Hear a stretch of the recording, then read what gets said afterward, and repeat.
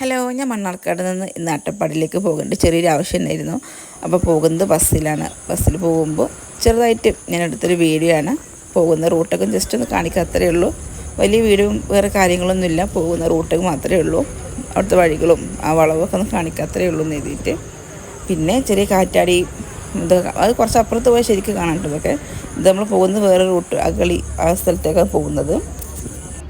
കാറ്റാടി യന്ത്രങ്ങൾ കാണാനൊക്കെ കുറച്ച് അപ്പുറത്ത് പോയ സ്ഥലത്തിന് പേര് നിൽക്കില്ല. ഞാൻ പിന്നെ ഒരു പ്രാവശ്യം പോയിട്ടുണ്ട്.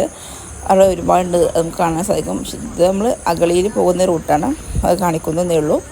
പിന്നെ അവിടെയുള്ളത് എന്താ അയ്യപ്പനും കോശി എന്ന് പറഞ്ഞ ഫിലിമിൽ ഷൂട്ട് ചെയ്ത ലൊക്കേഷൻസൊക്കെ അട്ടപ്പാടിയാണ്. പിന്നെ നമ്മുടെ നഞ്ചിയമ്മ അവരുടെ വീട് അട്ടപ്പാടി ആ ഭാഗത്താണ്, ഷോളിറ അവിടെ ആയിട്ടാണ്. എനിക്കറിയില്ല എവിടെ അട്ടപ്പാടിയാണെന്ന് എനിക്കറിയാം, അത്രയേ ഉള്ളൂ. ഈ വീഡിയോയിൽ അതൊന്നുമില്ല. പിന്നെ എന്താ കാറ്റാടി യന്ത്രങ്ങൾ കാണുന്നില്ലേ, അത് ഇവിടുന്ന് പോകുമ്പോൾ കാണുന്ന ഒരു 1, 2, 3 കണ്ടിട്ടുള്ളൂ.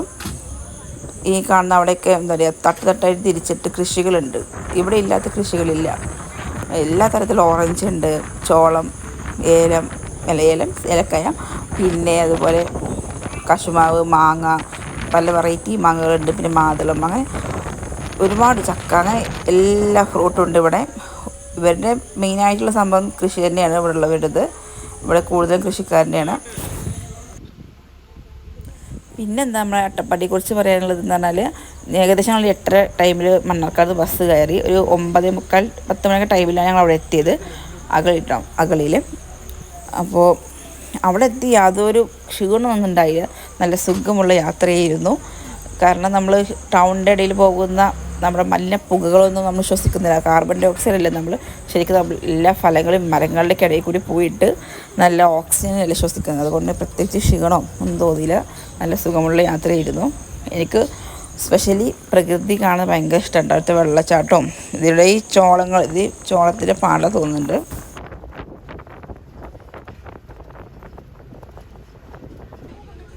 ഈ നമ്പറിൽ നിൽക്കുന്ന സ്ഥലത്തിൻ്റെ പേര് ചെമ്മണ്ണൂർ എന്നാണ് കേട്ടോ. ഞാൻ കരുതി നമ്മൾ ചെമ്മണ്ണൂർ ജ്വല്ലേഴ്സ് മാത്രമേ എനിക്കറിയില്ലായതുള്ളൂ, ഇങ്ങനെ ഒരു സ്ഥലം ഉള്ളതിന് എനിക്കറിയില്ലായിരുന്നു. ഞാൻ പോകുമ്പോൾ ചെമ്മണ്ണൂർ എന്ന് കണ്ടത് അത് തന്നെയാണെന്നാണ് എൻ്റെ വിശ്വാസം. പിന്നെ ഇതാ ഇവിടെ എത്തുമ്പോൾ 2 ഭാഗത്ത് 2 അല്ല 3 വഴിയുണ്ട് കേട്ടോ. അവിടുന്ന് വരുന്ന വഴി ഇങ്ങോട്ടും, അങ്ങനെ 3 വഴിയുള്ള സ്ഥലമാണിത്.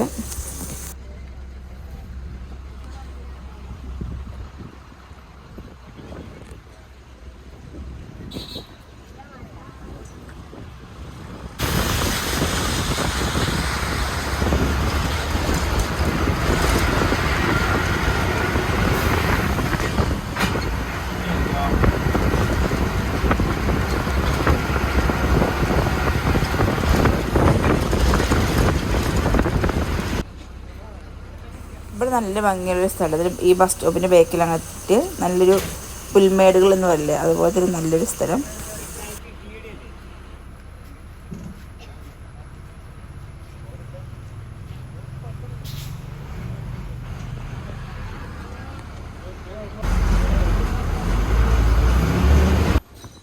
ഈ അട്ടപ്പാടി ചുരത്തിലൂടെ പോകുന്ന ഇതിനേക്കാൾ മറ്റേ ചുരങ്ങളുണ്ട്, പക്ഷെ ഞാൻ അട്ടപ്പാടി ചുരത്തിലൂടെ പോയതുകൊണ്ട് പറയാണ്.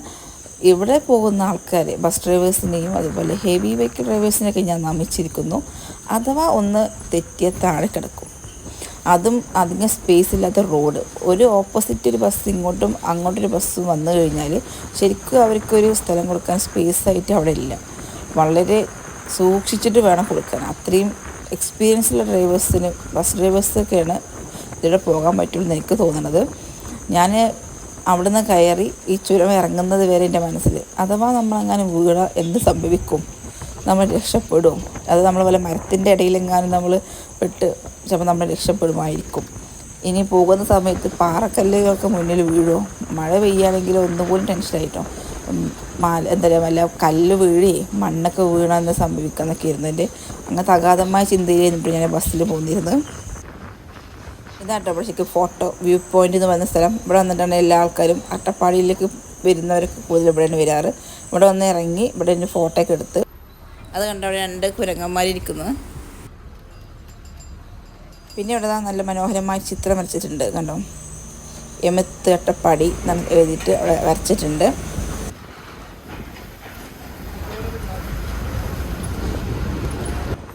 ഇവിടെ എത്തിക്കഴിഞ്ഞാൽ പിന്നെ ഏകദേശം നമുക്ക് താഴത്തേക്ക് എത്താനൊക്കെ ആയിട്ടുണ്ട്.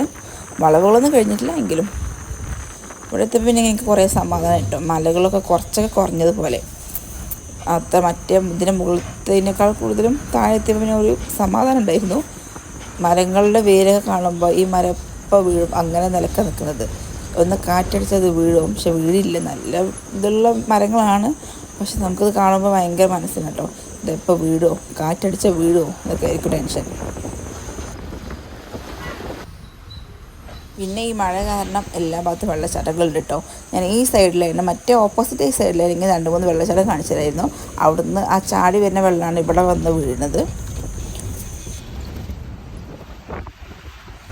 പിന്നെ നമ്മുടെ സ്വന്തം സൈലൻറ്റ് വാലി, നമ്മുടെ സിംഹവാലൻ കുരങ്ങുകളുടെ സൈലൻറ്റ് വാലി എന്ന് പറയാം.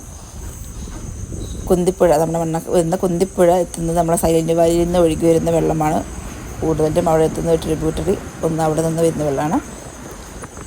അതുപോലെ നല്ല ശുദ്ധമായ വെള്ളം, കേരളത്തിലെ ഏറ്റവും നല്ല ശുദ്ധമായ വെള്ളം എന്ന് അവിടെയാണ്. കാരണം അവിടെ ജലമാസമില്ല, വേസ്റ്റ് ഒന്നും കൊണ്ടുവരുന്ന ആളില്ല, നല്ല വൃത്തിഹീനമാക്കാനും ആളില്ലാത്തതുകൊണ്ട് നല്ല വെള്ളം. കാരണം ഒരുപാട് ചെടികളെയും ഔഷധ ഗുണമുള്ള ചെടികളുടെയൊക്കെ വേരുകളും അവരുടെ ഒക്കെ അതിൻ്റെയൊക്കെ ഇടയിലൂടെ ഒഴുകുന്ന വെള്ളമായതുകൊണ്ട് തന്നെ നല്ല വൃത്തിയും ഏറ്റവും നല്ല തെളിഞ്ഞ തണുത്ത വെള്ളം തന്നെ പറയാം. അതാണ് നമ്മുടെ സൈലൻറ്റ് വാലിൻ്റെ ഇടയിലൂടെ ഒഴുകുന്ന വെള്ളം. പക്ഷേ ഇതൊക്കെ പറഞ്ഞ കേട്ട് തോന്നുന്നു ഞാൻ സൈലൻറ്റ് വാലി പോയിട്ടുണ്ടെന്ന്. പക്ഷെ ഞാൻ ഇന്നവരെ സൈലൻറ്റ് വാലി പോയിട്ടില്ല എന്ന മഹാസത്യം ഞാൻ നിങ്ങളോട് പറയുന്നു. അത് കാരണം നമ്മൾ തൊട്ടടുത്ത മുറ്റത്തെ മുല്ലയ്ക്ക് മണമില്ല എന്ന് പറയുന്നത് പോലെ തൊട്ടടുത്ത പ്രദേശങ്ങളിൽ നമ്മൾ പോവില്ല, വേറെ ദൂരെയുള്ള സ്ഥലങ്ങളിലൊക്കെ നമ്മൾ പോകും. അത് നമ്മുടെ മലയാളികളുടെ, പ്രത്യേകിച്ച് മലയാളികളുടെ ഒരു സ്വഭാവമാണ്. എന്തായാലും ഇന്നൊന്ന് വളരെ അടുത്ത് തന്നെ ഒന്ന് പോകണമെന്നുണ്ട് എനിക്ക്. അങ്ങനെ നല്ലൊരു മനോഹരമായ നല്ല സൂപ്പർ യാത്രയായിരുന്നു, ഒരു ബസ് യാത്രയായിരുന്നു അട്ടപ്പാടി ടു മണ്ണാർക്കാട്. അങ്ങനെ നമ്മൾ അട്ടപ്പാടി ഇറങ്ങാനായിട്ടുണ്ട്. ഇത്രയൊക്കെ ഉള്ളൂ ഇന്നത്തെ വീഡിയോ. അതുപോലെ വീഡിയോ ഇഷ്ടമായെങ്കിൽ സബ്സ്ക്രൈബ് ചെയ്യാനും ഷെയർ ചെയ്യാനും ലൈക്ക് ചെയ്യാനൊന്നും മറക്കരുത്.